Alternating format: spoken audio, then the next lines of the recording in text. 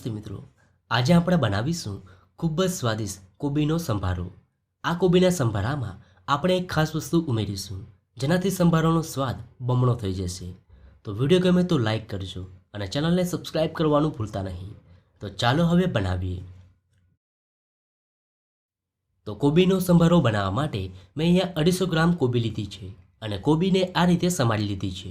જ્યારે તમે કોબીનો સંભારો બનાવો ત્યારે કોબી બહુ વધારે પાકી ના હોય એવી લેવાની છે, જેથી સંભારો ખાવામાં સરસ લાગશે। હવે આપણે સંભારો બનાવી લઈએ।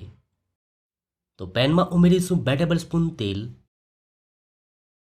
હવે તેલ ગરમ થાય એટલે તેમાં 1 ટીસ્પૂન રાઈ ઉમેરી દઈએ અને હવે રાઈને ફૂટવા દઈએ।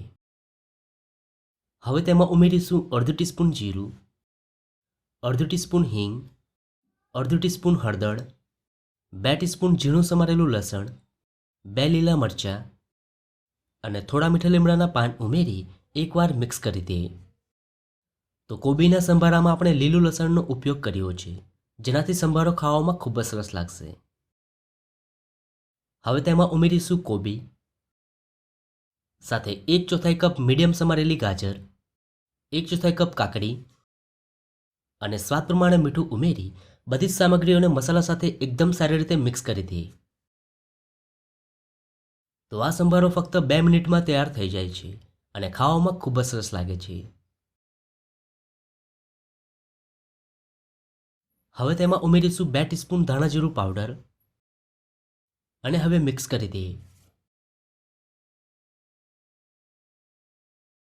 હવે તેમાં ઉમેરીશું ખાસ વસ્તુ જેનાથી સંભારો ખાવામાં એકદમ સ્વાદિષ્ટ લાગશે, અડધો લીંબુનો રસ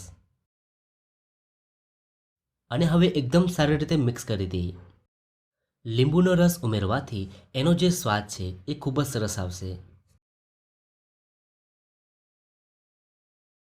તો ફક્ત 2 મિનિટમાં સંભારો તૈયાર થઈ ગયો છે। હવે લાસ્ટમાં કોથમીર ઉમેરી સંભારાને સર્વ કરી લઈએ। તો ખૂબ જ સ્વાદિષ્ટ કોબીનો સંભારો બનીને તૈયાર છે। આ સમયે સંભારામાંથી ખૂબ જ સરસ સુગંધ આવી રહી છે। તો તમને આ સંભારાની રેસીપી કેવી લાગી? જો રેસીપી ગમી હોય તો વિડીયોને લાઈક અને શેર કરજો।